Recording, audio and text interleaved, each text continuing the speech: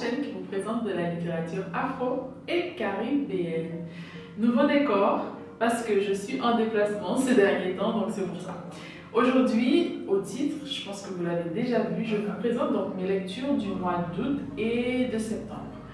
Alors, c'est un mois d'août avec très peu de lectures, mais je suis contente quand même d'avoir réalisé ces petites lectures. J'ai repris un ouvrage que j'avais hâte de terminer et je suis hyper contente. C'est donc Les damnés de la terre de Frantz Fanon aux éditions La Découverte Poche. Alors, vous savez combien j'aime Frantz Fanon, je pense que je n'ai plus à le dire. Mais si toutefois vous êtes nouvelle ici, je vous le dis, j'adore ce que Fanon a pu faire avant de s'en aller, de nous quitter ici. Les damnés de la terre, c'est un ouvrage qui nous raconte la décolonisation, la révolution, notamment en Algérie, son pays de cœur, parce qu'il vient de la Martinique. C'est un ouvrage que j'ai terminé au cours du mois d'août pour également aller voir l'un de ses biopics. Donc, un biopic qui était vraiment très disponible en Afrique et qu'on n'avait jamais vu ou presque jamais vu en Europe et qui était enfin distribué. Je vous mettrai évidemment toutes les infos. En ce moment, je ne peux pas vous dire s'il est encore distribué en France métropolitaine parce que je n'y suis pas. Mais si vous avez l'occasion d'aller voir ce film, n'hésitez pas. Donc, dans ce film, on revoit tout ce que Fanon a pu faire en Algérie notamment, comme on peut le voir dans Les damnés de la terre. À la fin de l'ouvrage, on a beaucoup d'exemples cliniques. J'ai beaucoup aimé lire les exemples cliniques parce que je pense qu'on oublie que la colonisation a laissé des traces, pas que sur les corps, mais aussi dans les mentalités, le psychique et pas mal d'autres choses. Donc voilà, en gros, Les damnés de la terre est un livre, ou encore la Bible, pour pas mal de révolutionnaires, notamment les Black Panthers. Et bien, après avoir lu Les damnés de la terre, qui était quand même un beau morceau, je me suis lancée avec Abiola et le peigne divin. Quand j'aurai terminé toute la série d'Abiola, je vous en parlerai avec grand plaisir. Donc, c'est l'autrice Iman Eitayo, qui est une autrice plutôt jeunesse, je dirais, que ce soit pour les plus petits et aussi tout ce qui est young adult. Elle fait aussi de la fantasy, du fantastique, en tout cas tout ce qui est SFFF. Et j'aime beaucoup la série Abiola. Cette série Abiola nous permet de suivre Abiola évidemment et ses amis qui habitent au Bénin. Donc elle a des amis qui viennent d'univers différents mais qui se sentent tout aussi béninois. Et cette fois-ci, elle part à la recherche de peigne divin en Chine, en Asie. Je ne vous en dirai pas plus ici, mais allez le lire, franchement j'ai apprécié et je recommande cette autrice également.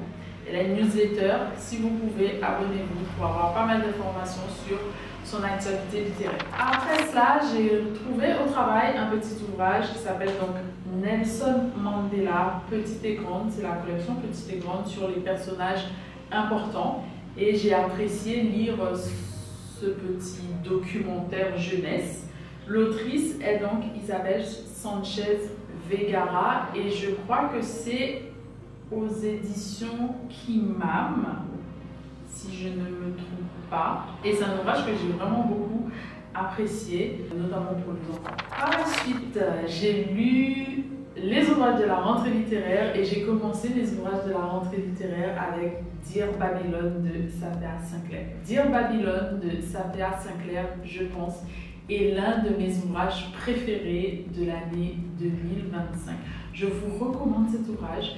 Donc, c'est un ouvrage qui est sorti l'année dernière en grand format et cette année, il est sorti chez 10-18, une maison d'édition que je trouve qui nous offre pas mal de bonnes choses. Alors, Dear Babylon nous raconte la vie de Safia en tant que jeune fille, enfant de Rasta. Je ne sais pas si vous êtes familier au mode de vie / religion Rasta ou Rastafari, mais je vous recommande cet ouvrage. Ici, on va suivre une famille qui doit vivre avec un père qui est quand même très strict, une mère qui est très aimante, mais malheureusement, il y a tellement d'aléas dans le quotidien qui font que on est obligé de survivre. Et ce que j'ai aimé dans cet ouvrage, c'est que j'ai pu me voir plus jeune, vivre aux Antilles, dans la Caraïbe et avoir des proches Rasta et certaines choses que je vivais quand j'étais plus jeune, que d'autres personnes ont vécu sur une autre île, parce que là, elle est en Jamaïque. Et ce que j'ai adoré, c'est que j'ai aimé voir comment elle s'en est sortie et comment elle réussit à vivre aujourd'hui avec son passé qui a été parfois très difficile. Sa relation avec sa mère, ses siblings, comme on dit, ses frères et sœurs, ainsi que son père. Voilà. J'ai continué mon aventure en septembre avec L'Obscur Soleil des Corps de Louis-Philippe d'Alembert. J'ai une vidéo qui vous montre les ouvrages que j'ai pu acheter, donc un haul, mes acquisitions pour la rentrée littéraire que je vous mettrai en fiche. Et en fait, cet ouvrage nous parle de poésie, de sensualité. Louis-Philippe d'Alembert est un auteur haïtien très connu, mais pas que. C'est quelqu'un qui a beaucoup voyagé, qui a vécu beaucoup de choses, qui parle aussi plusieurs langues. Et dans ce recueil de poèmes, j'ai trouvé un Louis-Philippe d'Alembert qui revient un peu sur sa vie, ses rencontres. Ça aurait pu être la vie de n'importe qui, je pense, parce que la sensualité, ça parle à tout le monde. Mais j'ai eu le sentiment qu'il revenait sur sa vie, sur la sensualité, les femmes, les différentes rencontres, son pays, l'exil, l'amour évidemment. Et je recommande la poésie à tout le monde. C'est aux éditions Bruno Doucet. Allez voir cette maison d'édition, il y a pas mal de choses que j'aime là-bas. Je vous ai déjà proposé aussi un livre de Evelyne Trouillot que j'ai vraiment beaucoup aimé. Et aussi Mon pays que voici d'Anthony Phelps qui nous a quittés il n'y a pas très longtemps. Allez lire tout cela, franchement. Ce sont vraiment des pépites. J'ai continué mon aventure en vacances avec un manga de Mary Olivier aux éditions Caraïbes Éditions qui s'appelle donc Frantz Fanon, les couleurs du combat.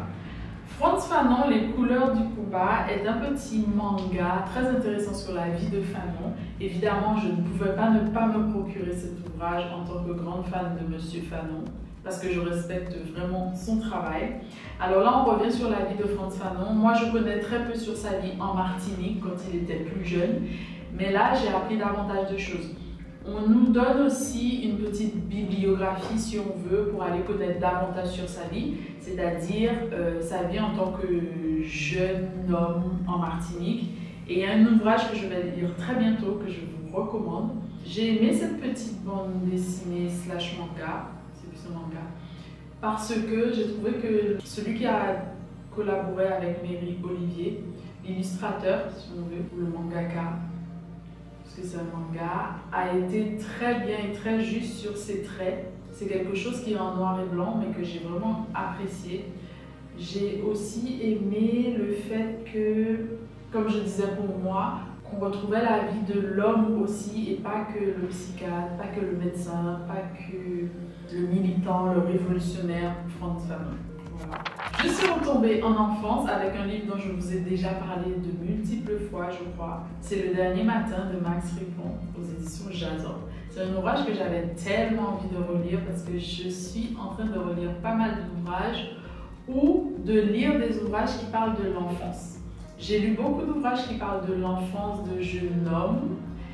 Et ici, on est avec le petit Max qui vient du coup de Marie-Galante, parce qu'il faut savoir que la Guadeloupe c'est un archipel, il y a plusieurs îles autour. Et lui, en fait, il vient de l'une de ces îles qui est Marie-Galante. Et sur ces îles, parfois, il n'y a pas de collège ou de lycée. Donc, il faut quitter sa maison, son petit cocon familial pour aller, en fait, sur la plus grande île, qui est en revanche la Guadeloupe ici, pour pouvoir étudier. Donc il va nous expliquer comment tout le monde est impliqué, parce que c'est une affaire de communauté, vraiment. C'est l'affaire de tous ses voisins, voisines, qui vont devoir l'aider, lui donner quelque chose, lui passer quelque chose, rendre service à ses parents, pour que ce jeune homme aille étudier en Guadeloupe. J'ai beaucoup aimé, notamment les termes, la créolité qui est très présente. Et qu'est-ce que j'ai aimé également? Le fait de revenir sur ses pensées. Parce qu'évidemment, Max Ripon écrit ça quand il est plus vieux. Et du coup, c'est aussi une façon de revenir sur des souvenirs, sur son enfance. Et j'ai aimé comment aussi il décrit ses matinées, comment il décrit son quotidien. son animal de compagnie, je crois qu'il y a un petit chat, le visage de ses parents, comment ses parents l'accompagnent en toute pudeur, avec beaucoup d'émotions, le voyage, pas mal de choses. Un peu un thème que vous savez que j'aime beaucoup qui est l'exil. Voilà. Donc je vous recommande les derniers matins. J'ai continué mon aventure avec une bande dessinée, un roman graphique aux éditions Marabule, qui est donc Amour croisé de Laura Nsafou. Alors c'est un ouvrage que malheureusement je n'ai pas aimé. J'ai trouvé qu'il y avait beaucoup d'efforts en effet sur les dessins, les couleurs de peau, les coiffures, etc. C'est une romance, je n'aime pas les romances. Donc là on parle de polyamour entre deux personnages, mais bien évidemment il y en a plus parce qu'on parle de polyamour. Et j'ai aimé le fait que ça soit mis en avant, même si, comme je vous dis, je ne suis pas du tout fan de romance et que je n'ai pas aimé. J'ai demandé à plein de personnes autour de moi, certains ont aimé, d'autres n'ont pas aimé du tout. J'ai quand même en tout cas tenté ma chance et je suis allée lire cet ouvrage pour en apprendre davantage. Mais malheureusement, ce n'est pas pour moi. Je n'ai pas aimé en fait les prises de tête du personnage, de l'un des personnages féminins qui est concerné dans cette relation. Pour au final, je ne sais pas s'il y a vraiment de solution. Est-ce qu'on avait besoin de solution? Pas forcément, mais voilà. J'ai trouvé qu'il y avait beaucoup de, pour moi, ce que j'appelle de drama. Donc voilà. Mais c'est ça aussi la vie. Et puis c'est quelque chose peut-être qui touche d'autres personnes, qui ne touche pas forcément, donc voilà. J'ai continué mon aventure avec Passagère de nuit de Yannick Lahens, un ouvrage de la rentrée littéraire qui est en ce moment en lice pour pas mal de prix, notamment le Goncourt et le prix de l'Académie française. Alors, Passagère de nuit de Yannick Lahens aux éditions Sabine Lesbizer, sa maison d'édition de prédilection si on va dire ça, est un ouvrage qui nous invite à suivre plusieurs femmes, parce que passagère est au pluriel, dans leur vie, dans leur quotidien. On parle de la vie ici de deux femmes qui nous racontent leur vie, mais qui mettent en avant leur mère, leur grand-mère et parfois leur arrière-grand-mère. J'ai aimé lire cet ouvrage parce que j'ai ressenti qu'il y avait un amour particulier entre ces différentes femmes, parce que la filiation implique aussi une certaine protection de l'amour et l'amour aussi qu'il y a entre un personnage féminin et son époux qui à un moment ne sera plus et comment il va devoir continuer à vivre et faire son travail d'héritage. Je ne vais pas vous en dire davantage parce que je pense que je vais en parler de ce roman encore et puis je vous conseille de quand même le lire. J'ai continué mon aventure avec 2 tomes d'Aya de Yopougon parce que je suis allée à la médiathèque, il y avait pas mal d'ouvrages, j'en ai profité, même si moi j'avais apporté mes ouvrages avec moi, et j'ai lu le tome 2 et le tome 3 que j'ai apprécié bien plus que le tome 1. J'avoue que j'ai lu le tome 1 il y a très longtemps et que pour moi franchement j'avais pas forcément envie de continuer. Et heureusement que j'ai donné une autre chance à Marguerite Abrouet, c'est aux éditions Gallimard. Et franchement, j'ai beaucoup apprécié, notamment le fait que plusieurs personnages soient impliqués, que ce soit dans le quartier, donc dans la vie de quartier, mais aussi dans la vie de certains personnages. J'ai vraiment aimé ça. J'ai aimé aussi les illustrations et j'ai aimé tout ce qui est culturel parce qu'à la fin, on a un peu un dossier qui nous permet de comprendre le parler ivoirien, si on peut dire ça, ou africain parfois, parce que parfois cette façon de parler, ces mots, ces expressions vont un peu s'étendre vers d'autres pays. Et même dans la diaspora, on entend encore ce genre de choses, ce qui est très bien.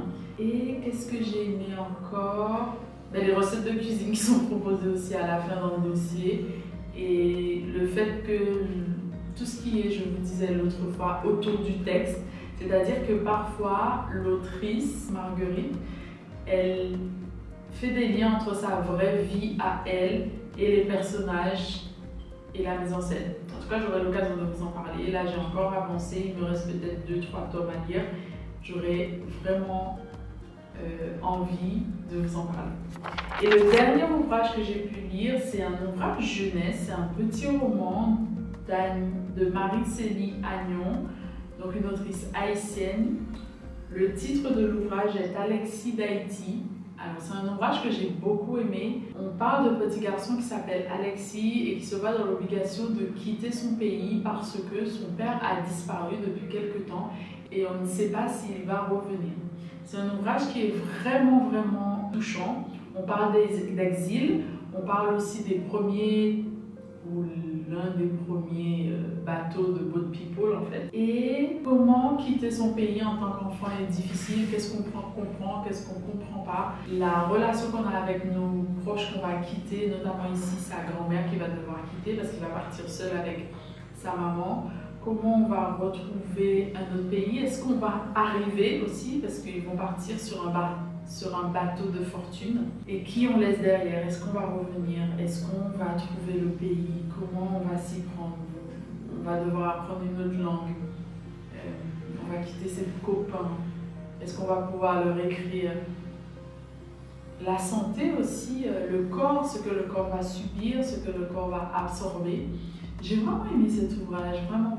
C'était censé être un tome 1. Je ne sais pas si je vais retrouver la suite, si elle a eu la chance, l'opportunité d'écrire la suite. Mais voilà. En tout cas, c'est tout ce que j'ai pu lire en août et en septembre. Pas mal d'ouvrages quand même, grâce aux vacances notamment et à mes déplacements. Et puis, j'espère que cette vidéo vous aura plu. N'hésitez pas à me dire si vous avez aimé ou déjà lu l'un de ces ouvrages. Quel ouvrage que vous pensez lire dans toute cette petite sélection que je vous ai proposée. Et nous, on se dit à très bientôt pour de nouvelles aventures ensemble. N'oubliez surtout pas de vous abonner. Et puis on se dit à très bientôt. Bisous. Mouah.